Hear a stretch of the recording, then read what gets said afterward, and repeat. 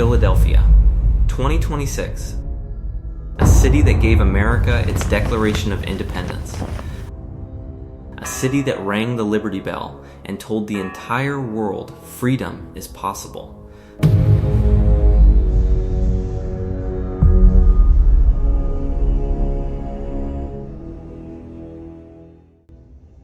But tonight, on a single block in one of its neighborhoods, more than 200 people are bent forward.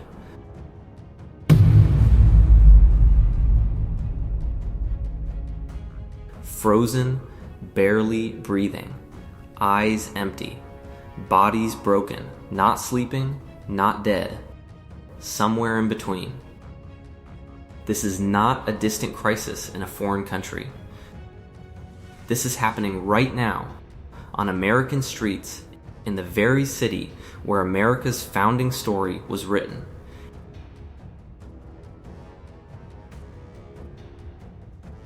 And the number that should stop every one of us cold? Over $500 million has been spent fighting this crisis in Philadelphia. 500 million. And the streets still look like this.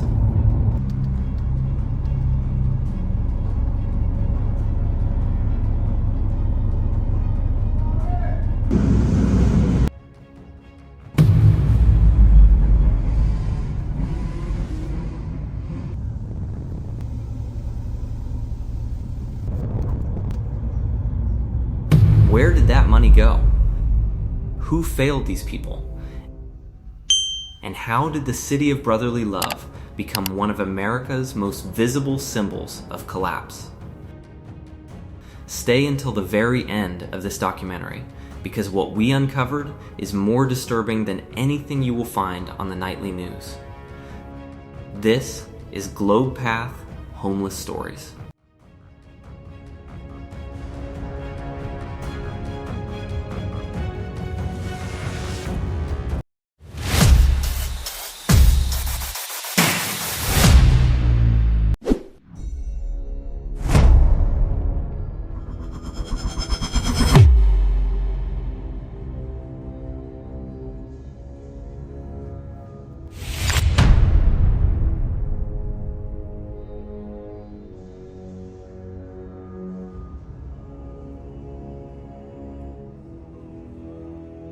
Chapter 1. The scale of the crisis. What the numbers actually tell us to understand what is truly happening in Philadelphia in 2026, you have to begin with the numbers. Because the numbers themselves are a warning that this country has been ignoring for years. According to the Philadelphia Office of Homeless Services 2025 point-in-time count, 516 people experienced homelessness on a single night in this city. That is a 6% increase from the year before and the fourth consecutive year that this number has risen, not fallen. Of those 5,516 people, 178 were living completely unsheltered. No shelter, no roof, sleeping outside in a city that spends more per capita on homelessness services than almost any comparable American city. But here is what that number does not show you. One neighborhood alone, just a few square blocks in North Philadelphia, accounted for nearly 500 of those individuals. Approximately 280 of them sleeping directly on the streets, in doorways, on sidewalks, under bridge overhangs, within a single zip code. That is not a homelessness problem. That is a humanitarian emergency contained inside a single neighborhood.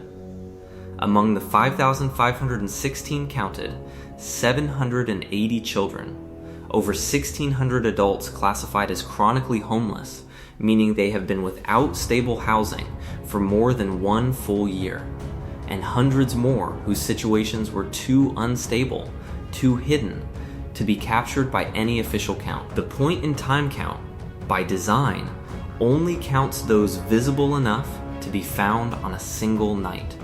Researchers at Penn's Housing Initiative estimate the true number of people experiencing housing insecurity in Philadelphia could be 2 to 3 times higher. 2 to 3 times higher. In America's 5th largest city.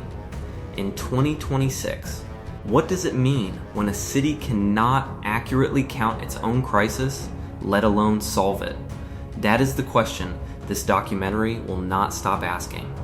If this story has moved you, please like this video and subscribe to Globe Path so these voices are never buried under silence.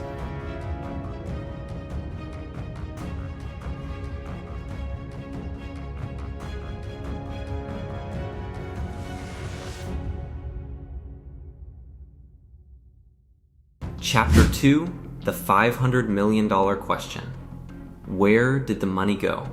In 2024 and 2025, Philadelphia allocated more than $500 million in combined federal, state, and city funds toward homelessness services, addiction treatment, and housing initiatives.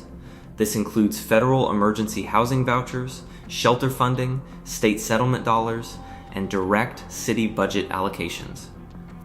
$500 million.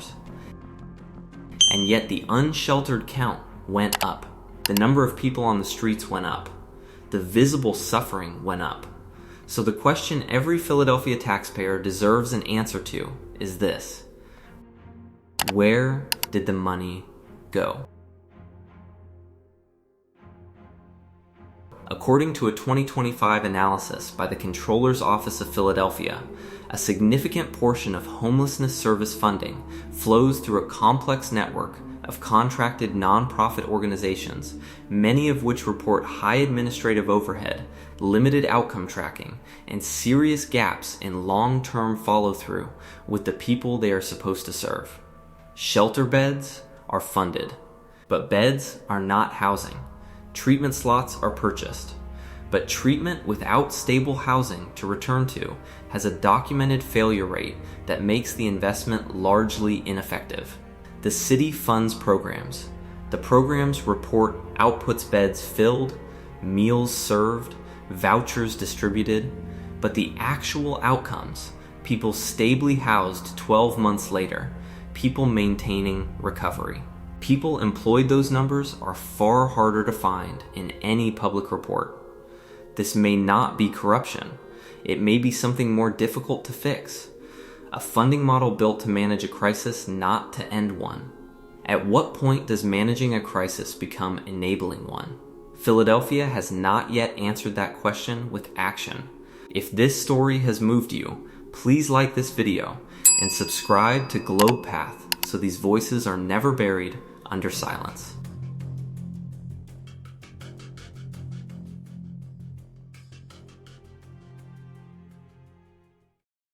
Chapter 3, The Substance Crisis. What is happening to people's bodies? To understand why Philadelphia's streets look the way they do in 2026, you have to understand what the public health data is showing and why this crisis has become unlike anything American cities have faced before. The substance crisis in Philadelphia's most affected neighborhoods is no longer what it was 5 years ago.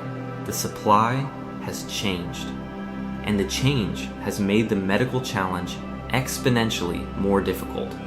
According to the Philadelphia Department of Public Health, by 2025, the majority of the drug supply being tested in the city's most affected areas contained a combination of synthetic opioids and a veterinary sedative not approved for human use.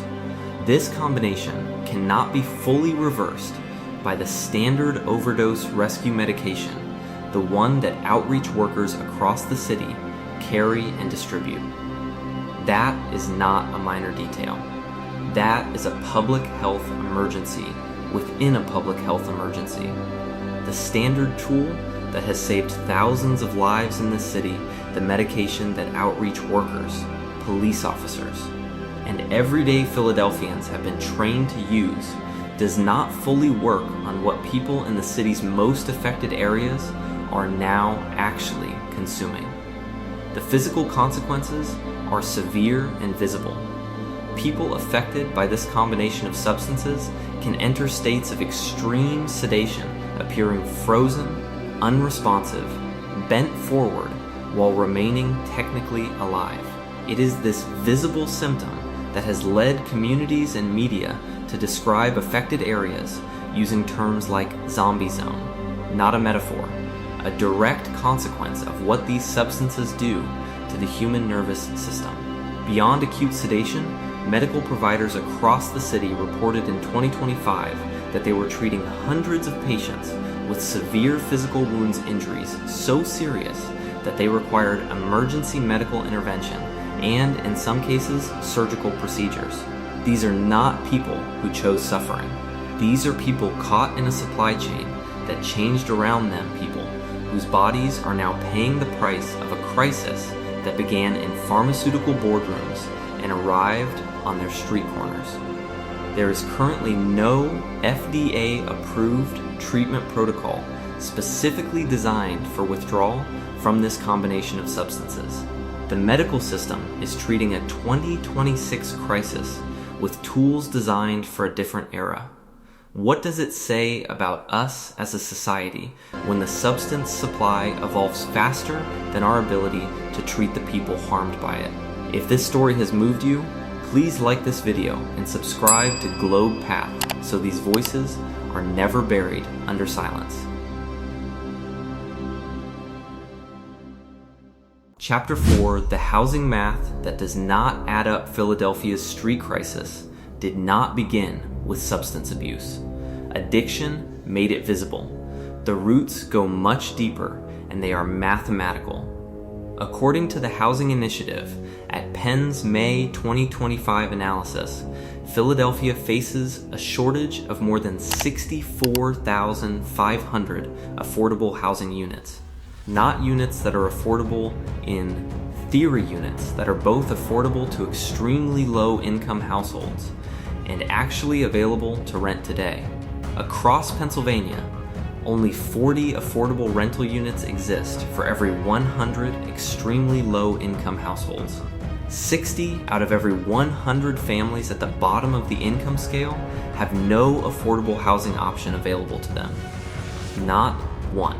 In Philadelphia specifically, the average one-bedroom apartment rents for approximately $1,750 per month as of 2025. A full-time minimum wage worker in Pennsylvania earns $7.25 an hour. To afford that one-bedroom apartment using the standard guideline of spending no more than 30% of income on housing, that worker would need to earn more than $23 an hour. The gap between $7.25 and $23. 0 is where homelessness lives. More than half of all Philadelphia renters are cost-burdened, spending over 30% of their income on housing. Among the lowest income renters, many are spending 60%, 70%, even 80% of everything they earn on rent alone. One missed paycheck, one unexpected medical bill, one job loss, and the math stops working entirely. This is not a failure of individual responsibility. This is a structural failure, a city where the basic cost of existing has exceeded what hundreds of thousands of working people can afford to pay. And yet, Philadelphia permitted fewer new affordable housing units in 2024 than in any year in the past decade. The shortage is not closing, it is widening. You cannot solve a housing crisis without building housing. That statement should not be controversial. In Philadelphia in 2026, it apparently still is. If this story has moved you, please like this video and subscribe to US Homeless Stories so these voices are never buried under silence. Chapter 5, The Recovery Gap. When treatment ends too soon here, is something that almost no documentary about this crisis tells you. Most people living on Philadelphia's streets have been to treatment, many of them more than once. The system exists, the beds exist, the programs exist, and people use them. So why does the cycle continue? The answer is a gap, and it is a gap that determines whether treatment works or simply delays the next crisis. The average length of inpatient treatment funded by Medicaid in Pennsylvania is 28 days. 28 days to address a dependency that may have developed over years in a person who has no housing to return to, no employment to return to, and no stable support network to return to. Research from the National Institute on Drug Abuse consistently shows that treatment durations under 90 days are associated with significantly higher relapse rates. The documented sweet spot for lasting recovery outcomes is 6 months to 1 year of structured, integrated support, including stable housing during that period. Philadelphia's system funds 28 days. Then discharges people back to the same streets, the same neighborhoods, the same environments where their crisis began. According to 2025 reports from local recovery housing providers, the waitlist for long-term recovery housing in Philadelphia exceeds 600 people at any given time. 600 people who completed short-term treatment want to continue their recovery, have nowhere stable to go, and are back within walking distance of the same conditions that put them on the street in the first place. This is not a treatment system designed to succeed. This is a revolving door expensive enough to look like a solution, brief enough to guarantee that it is not one. What would change if Philadelphia funded 90-day minimum treatment, integrated with immediate stable housing from day one? That question has been raised in city council chambers. It has not yet been answered with a budget line. If this story has moved you, please like this video and subscribe to Globe Path so these voices are never buried under silence.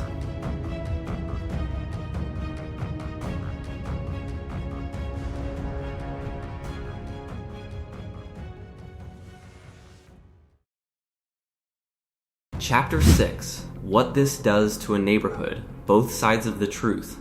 When we talk about Philadelphia's street crisis, there is a tendency in media to choose a side, to speak only for people without housing, or only for residents and business owners in affected neighborhoods, as if genuine compassion for one group requires dismissing the reality of the other. It does not. An honest documentary journalism requires holding both truths at the same time. In the city's most affected neighborhoods, longtime residents, many of them working-class families who have lived on the same blocks for generations, describe a daily reality that has changed in ways they did not choose and cannot easily escape. Local schools have reported children navigating their morning walk to class through scenes of visible public suffering. Small business owners describe years of declining customers, not because of hostility toward homeless individuals personally, but because the scale of the visible crisis has created conditions that are genuinely difficult to sustain a business within. Hospital emergency rooms across the affected areas report treating a significantly higher volume of crisis-related cases of burden that strains capacity for all patients, including neighborhood residents seeking care for completely unrelated conditions. And yet, the families living without shelter in these same neighborhoods are also members of this community. Many grew up in Philadelphia. Many had jobs, apartments, and relationships within walking distance of where they now sleep outside. The crisis is not housed residents versus unhoused residents. The crisis is a system that has failed everyone in these neighborhoods by failing to provide affordable housing, effective long-term treatment, and genuine sustained investment across the decades before the visible collapse arrived on their doorsteps. When a neighborhood breaks down this visibly and this severely, it is the final chapter of a very long story of neglect, not the first page. If this story has moved you, please like this video and subscribe to Globe Path so these voices are never buried under silence.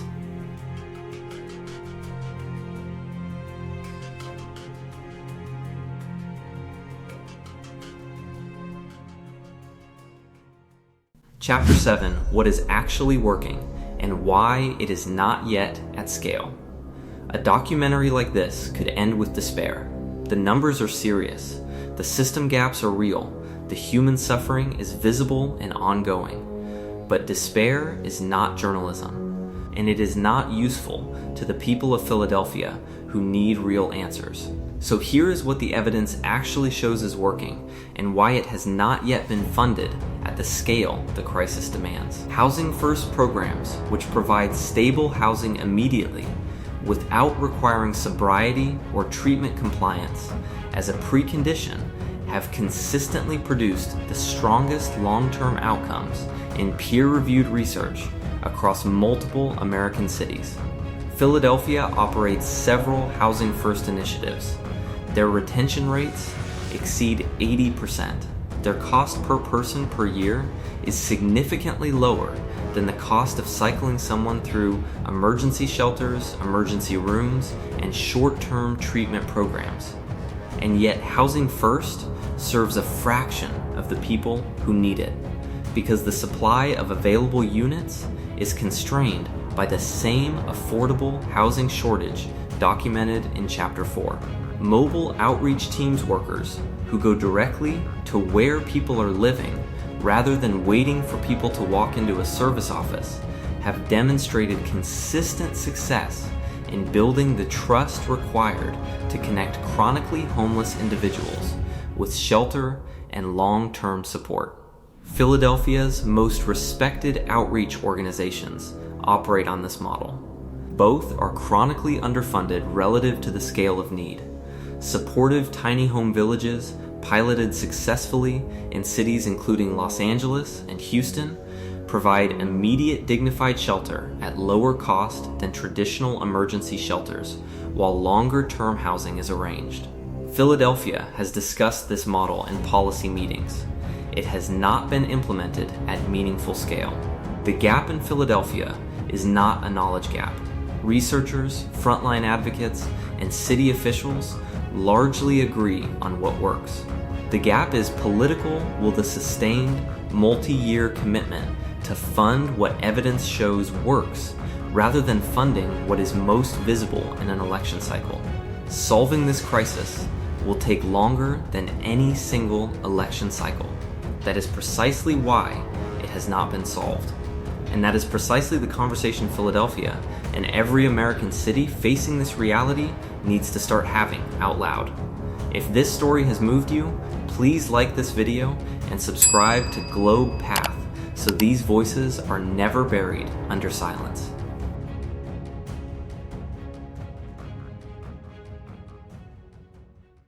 A City at a Crossroads, Philadelphia. 2026, we began this documentary with those two words. We return to them now because the city has not changed in the time it took you to watch this. The 5,516 people counted in the last official survey are still out there tonight. The 64,500 missing affordable housing units are still missing. The treatment waitlists are still full. The funding is still flowing into a system built to manage this crisis, not to end it. But something else is also true. Philadelphia is a city that has rebuilt itself before. A city that has survived industrial collapse, economic depression, and decades of population loss. A city whose residents have shown repeatedly a capacity for community and solidarity when the conditions allow it. The conditions have not yet allowed it, not fully, not at the scale this moment demands. What would change if Philadelphia redirected even a fraction of $500 million toward the models that evidence shows actually work: long-term integrated housing, extended treatment, mobile outreach at scale? What would change if treatment meant 90 days instead of 28? If Housing First was funded to meet the actual size of the need? We do not know, because it has not been tried at that scale. And until it is tried at that scale, the streets of Kensington will continue to look the way they looked in every frame of this documentary. What we do know is this: the people living without shelter in Philadelphia are not statistics. They are not symbols. They are Americans, many of them born in this city, raised in this city, surviving an intersection of failures that no individual human being should be asked to overcome entirely alone. Their dignity is not conditional. Their humanity is not up for debate. And their crisis is not separate from ours, because the systems that failed them are the same systems all of us depend on to catch us if we fall. This is U.S. Homeless Stories. We will keep coming back to Philadelphia and to every city in America where the gap between what is spent and what is solved remains this wide, and this costly in human lives. Thank you for watching until the very end. Thank you for choosing to see this clearly. If this documentary has opened your eyes even a little, please like this video, subscribe to GlobePath, and share it with someone who needs to see it. These voices deserve to be heard far beyond the streets where they are living them. This is GlobePath Homeless Stories.